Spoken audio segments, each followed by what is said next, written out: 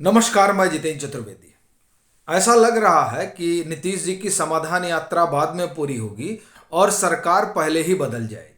वह इसलिए भी चूंकि अब तो खरमास भी निकल चुका है और ये कहा भी जा रहा था कि साहब अब जो कुछ होगा वो मकर संक्रांति के बाद वहां पर एक बड़ा उलटफेर देखने को मिलेगा। अब ये जो चर्चा 15 के पहले तक चल रही थी, अब ऐसा लगता है कि अब वो आगे बढ़ चली है और उसके संकेत भी साफ तौर पर दिखाई देने लगे हैं। अभी आप देखिए कि जदयू के भीतर किस तरह का घमासान है और वो घमासान इस बार एकदम अलग तरीके का है। कैसे, उस पर बात करते हैं और फिर जदयू और राजद के बीच जो चल रहा है उस पर बात करते हैं और इस पर भी बात करते हैं कि ये जो सीबीआई को प्रोसिक्यूट करने का केंद्र सरकार ने हरी झंडी दे दिया है उसके क्या निहितार्थ हैं और यह भी कि जिस मामले में प्रोसिक्यूट करने का की बात हो गई है उसको लाने वालों में कौन थे। ये सब बड़े महत्वपूर्ण बातें हैं जो दरअसल अब वहां जिस तरीके से सियासत आयाम ले रही है उसके बड़े सूचक हैं। अभी आप देखिए कि उपेंद्र कुशवाहा का जो रंग रूप और ढंग दिखाई दे रहा है वो तो अब स्पष्ट हो चुका है। वो कह रहे हैं जदयू कमजोर हो चुकी है। राष्ट्रीय अध्यक्ष जदयू के ललन सिंह कह रहे हैं कि नहीं नहीं बहुत मजबूत है। और इस मजबूत और कमजोर के बीच एक बात जो निकल कर आ रही है वो ये कि उपेंद्र कुशवाहा ने मन बना लिया है कि अब हमको इधर से उधर जाना है। मतलब कहा जा रहा है कि वो एक भूमिका बना रहे हैं जदयू को छोड़ने की। लेकिन इसी बीच जो अब कायदे की बात निकल कर आ रही है वो ये कि दरअसल एनडीए गठबंधन से अलग क्यों हुए थे जदयू, और ये अब अंदर खाने ये बात होने लगी है कि इनके टूटन में अलग होने में बड़ी भूमिका जो थी वो उपेंद्र कुशवाहा की रही। अब ये चर्चा हो रही है और ये चर्चा दरअसल नाहक नहीं हो रही। इस चर्चा के होने का मतलब ये हुआ कि जदयू के भीतर का एक बड़ा वर्ग ये मान रहा है कि एनडीए के साथ अलग होना उनके लिए बड़ा बेहतर संकेत नहीं रहा। तो अब जब बड़ा बेहतर संकेत नहीं रहा तो क्या जो संकेत मिल रहे हैं उस संकेत के मातहत वो लोग पुनर्विचार करेंगे, और जब वो पुनर्विचार करेंगे तो क्या भाजपा उस विचार के लिए तैयार होगी। ये तमाम सवाल तो खड़े हैं, मगर जो बड़ी बात है वो ये कि जदयू के भीतर जो कुछ चल रहा है अब वो सूत्रों के हवाले से बाहर आने लगा है और उस बाहर आने में एक भूमिका उपेंद्र कुशवाहा की तो जरूर है।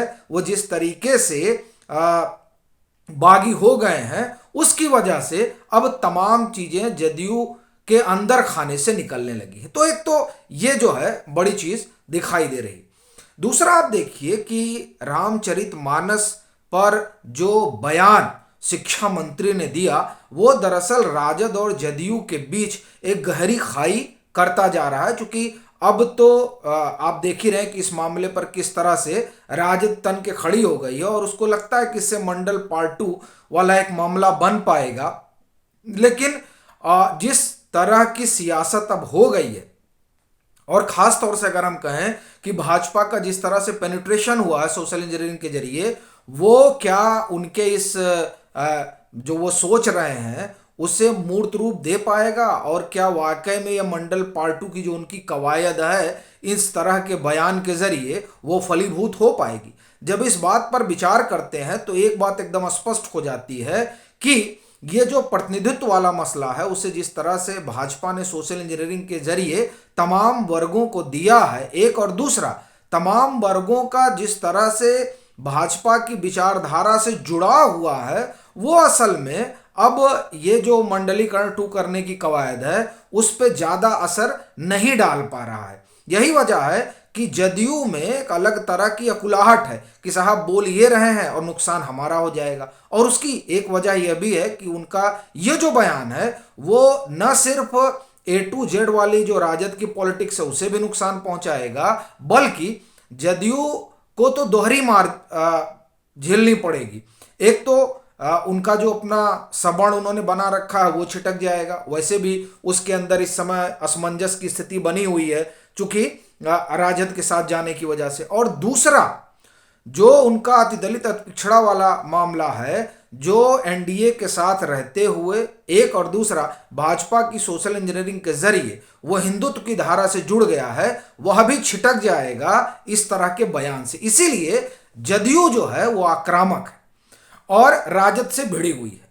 अब ये जो भिड़ंत है वो भी बहुत अच्छे संकेत नहीं दे रही है कि सब कुछ ठीक ठाक चलेगा गुडी गुडी। तीसरी जो बड़ी चीज दिखाई दे रही है वो प्रोसिक्यूशन वाला मामला, जिसको लेकर हरी झंडी केंद्र ने दे दी है, और वो जमीन के बदले नौकरी वाला मामला है। और आप जान ही रहे हैं कि अगस्त से उस पर पहले छापेमारी हुई कई दिग्गज नेताओं के यहाँ जो राजद से जुड़े हुए हैं, और उस छापेमारी के बाद जो कुछ मिला उसके हिसाब से फिर सीबीआई ने अपना सारा तैयार वगैरह किया, चार्जशीट वगैरह दाखिल हुई और सब तमाम चीज़ें हुई। लेकिन इस दरमियान आप देखिए कि अभी आप देखिए कि लालू प्रसाद यादव गए और इलाज वगैरह भी उनका सिंगापुर में हो रहा है। ये लग रहा था कि नहीं कुछ लग रहा है अंदर खाने चल रहा है राजद और भाजपा के बीच। न मालूम क्या चल रहा था, उसको अगर हम एक किनारे रख दें तो ये जो मामला आगे बढ़ा है, जिस मामले को हम ये कह रहे हैं कि इससे एक सियासी बयार निकल रही है, वो ये कि सीबीआई को प्रोसिक्यूट करने की हरी झंडी देना एक, और दूसरा ये जिस मामले को लेकर जांच पड़ताल चल रही है और जिस मामले पर अब लालू प्रसाद यादव के ऊपर शिकंजा कसा जाएगा, उस मामले की शिकायत जिन लोगों ने की थी वो आज राजद के साथ खड़े।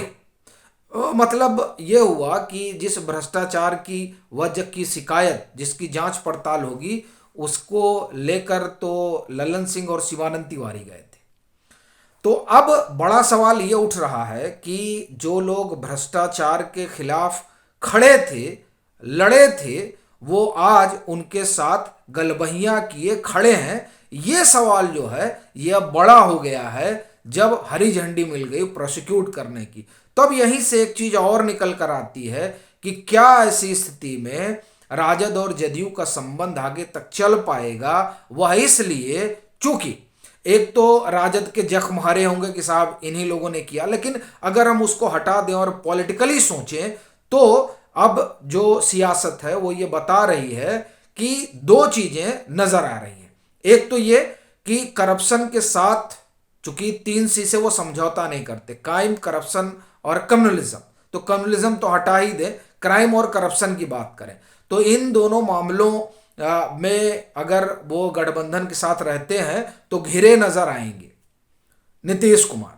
और इसमें घिरे रहने का फायदा तब होता जब उनकी जो अपनी महत्वाकांक्षा है वो जमीन पर उतरती दिखाई देती। लेकिन हो तो उल्टा रहा है।